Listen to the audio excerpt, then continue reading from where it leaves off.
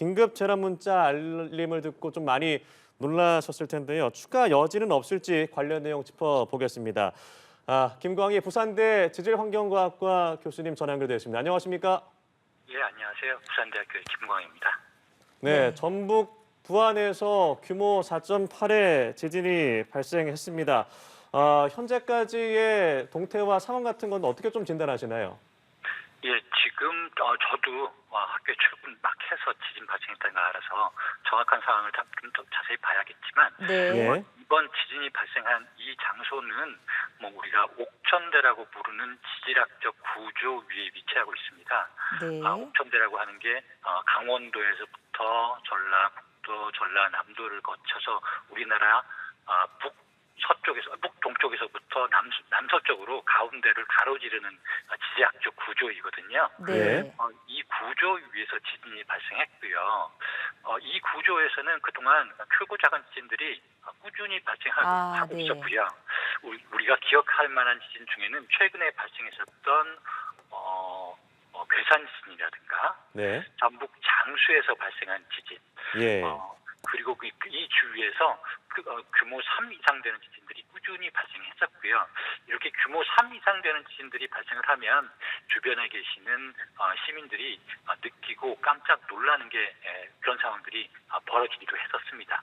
그렇지만 조금 전에 전화 인터뷰에서 주민께서 말씀해 주신 것처럼 예. 크게 놀라고 깜짝 놀라는 상황들이 이렇게 벌어지곤 하지만 규모 4.8, 5 정도의 지진이면 이렇게 광범위한 지역에서 피해가 발생할 정도는 아닌 것 같아요. 예. 다만 이렇게 지진이 발생했다 하는 것은 이 지진으로 끝나는 건지 아니면 이후에 더 큰 지진이 발생할 수 있는지 우리가 이런 것들은 조금 시간을 두고 봐야 될 것 같아서 기상청이나 뉴스에서 이제 나오는 소식들을 우리가 좀 신경을 많이 써야 될 것 같습니다. 네, 추가 여진 여부는 계속해서 예의주시해야 될 부분으로 보입니다. 예. 먼 거리의 지역의 경우에는 큰 피해는 없을 거라고 말씀을 해주셨지만 사실 지금 150km 정도 떨어진 지역에서도 흔들림이 감지됐다고 하거든요. 이 부분에 있어서는 좀 우려를 안 해도 됩니까? 이렇게 지진이 발생하고 나면 지진이 발생한 그 주변 지역에서는 아주 크게 느끼는 게 보통이고요. 예. 네. 규모가 4.8 정도 되면은 사람들이 그 지역에 계신 분은 사실 제대로 서 있기도 힘들 정도로 심하게 네. 흔들림을 느끼셨을 거예요. 조금 전에 말씀하신 분께서는 이제 주변에 계시는 주민께서는 이제 집안에서도 이제 소리도 크게 느끼고 뭐가 떨어지는 것 같기도 하고 깜짝 놀랐다고 말씀하셨지만 예. 거리가 조금만 떨어져도 한 40km, 50km만 돼도 이게 그 진동의 정도는 많이 잦아드는 게 보통입니다. 네. 그리고 100km 이상 떨어지면 흔들림을 느끼셨어도 불편할 정도이지 아주 깜짝 놀랄 정도는 아니셨을 거라고 생각이 들어요. 네, 그렇다면 이게 진도라고 하는 것은 그 위치에 따라 달라지는 거잖아요. 그럼 그렇습니다. 가장 가까이 있었던 전북 부안에서는 진도 5가 느껴졌다고 하는데 진도 5 정도면 어느 정도의 흔들림입니까? 진도 5 정도 되면 벽에 있는 물질들이 이렇게 들썩거리는 정도여서 예. 모든 사람들이 다 느낄 수가 있어요. 네. 그런데 알겠습니다. 좀 거리가 좀 떨어지면 그 진도는 좀 작아지는 게 보통이죠. 네, 네. 지금 오늘 발생한 이 지역도 지진이 잦게 좀 일어났던 곳이라고는 했습니다만 규모로 따졌을 때는 올해 한반도와 주변 해역에서 발생한 지진 중에 규모가 가장 큰 지진이거든요. 그렇죠. 이 지역이 전북에서 발생한 지진 중에서는 상당히 큰 지진이었을 겁니다. 예. 네. 그러면은 이렇게 좀 규모 4.5 이상의 지진이 발생한 빈도 자체라든가 횟수가 어느 정도 되는 상황인 건가요? 제가 기억하기로는 이게 그 전라북도에서 발생한 지진 중에 최근에 발생한 지진 중에서는 가장 큰 지진이었고요. 네. 조금 전에 처음에 말씀드린 것처럼 이 지진 이외에도 규모 4.0, 3.5 되는 지진들이 2011년에, 2023년에 발생한 적이 있기도 해요. 그래서 네. 이 지역이 지진이 전혀 발생하지 않는 지역은 아니다라고 우리가 생각을 해야 될 것 같습니다. 네, 저희가 이제 9시 3분 기준으로 들어온 신고 건수를 보면 지진을 느꼈다. 지진 유감 신고가 77건이 들어왔고요. 피해 신고는 3건이 들어왔습니다. 부안 보안면 상입성리 창고 벽체가 갈라짐이 느껴졌다 신고를 했고요. 보안 하서면 장신리 주택에 유리창이 금이 갔다는 신고도 들어왔습니다. 또한 주택 화장실 타일이 깨졌다는 소식도 들어왔는데 그럼 이게 사실 육지에서 발생하기는 굉장히 오랜만이라는 소식도 들어와 있습니다. 6년여 만이라고 하는데 이게 해안이 아닌 또 바다가 아닌 이 육지에서 발생했다는 지진이 어떤 의미가 있습니까?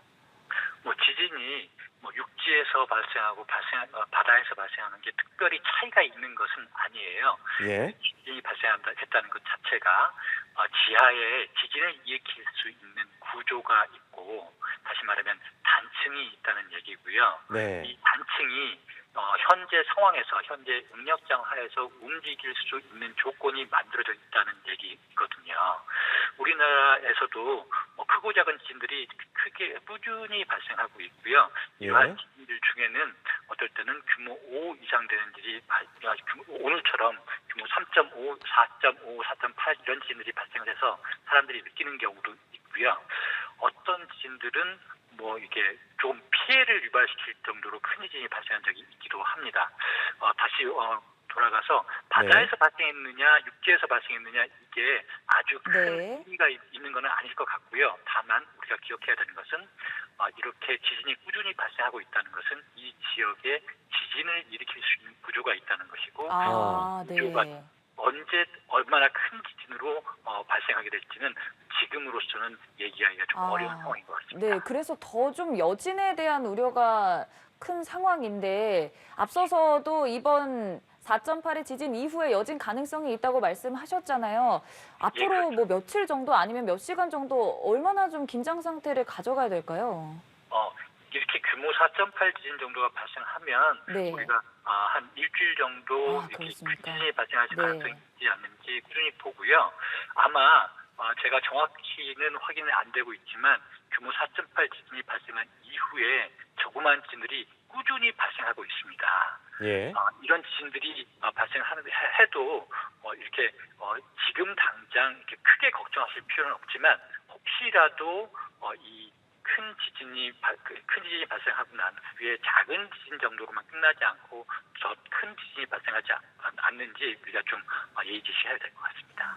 네, 올해 초에 일본 오토반도에서 큰 지진이 발생을 했고, 특히나 이제 일본에서는 지진이 자주 발생하지만 우리나라에서는 좀 지진의 안전지대라고 느꼈습니다만, 지난 2016년, 17년에 경북과 포항에서 큰 지진이 일어나면서 더 이상 우리나라도 안전지대가 아니구나라는 생각을 가지신 분들이 많으실 것 같습니다. 특히나 이제 환태평양 지진대 위치에 있는데 현재 한반도 아래 지형에 어떤 변화가 있다고 좀 볼 수 있는 건가요?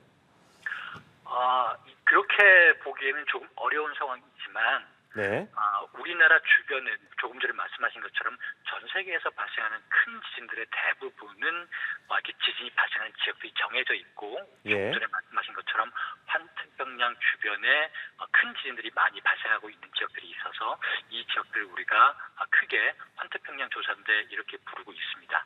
우리나라는 가장 가까운 이런 삼각판의 경계 지진이 큰 지진이 발생하는 경계로부터 상당히 거리가 떨어져 있는 것도 사실이죠.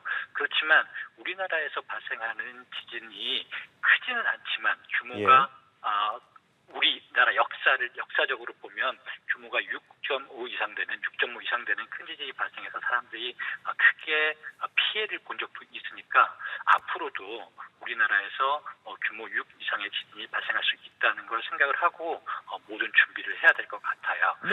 다만 최근 들어서 우리가 지진을 좀 많이 느끼고 있는 것 같아서 불안해하시는 분들도 있고 우려하시는 분들도 많이 있지만 실제로 이렇게 좀 장기적인 추세로 봤을 때 이 정도의 지진은 우리나라에서 꾸준히 발생해 오고 있었다라고 보시는 게 보다 적절할 거라고 생각합니다. 그러면 지금 인근 지역 주민들이나 이 소식을 접하신 분들이 좀 어떻게 대비를 하면 되는지 말씀해 주시면 좋을 것 같습니다.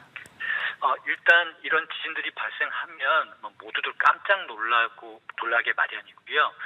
그리고 이런 지진들이 발생하고 나면 주위에 우리 그 주위에 계신 분들을 좀 살펴봤으면 좋겠어요. 조금 노약자들도 많이 있고 어린아이들도 많이 있을 수 있으니까 특히 이 지진이 발생했을 때 이런 취약계층에 계신 분들이 어떠한지 우리 이웃들이 어떤지 좀 봐야 될 것 같고 우선 그리고 조금 전에 말씀드린 것처럼 그리고 앵커님께서 말씀해 주신 것처럼 지진이 발생하고 나면 큰 지진이 또 따라올 수도 있고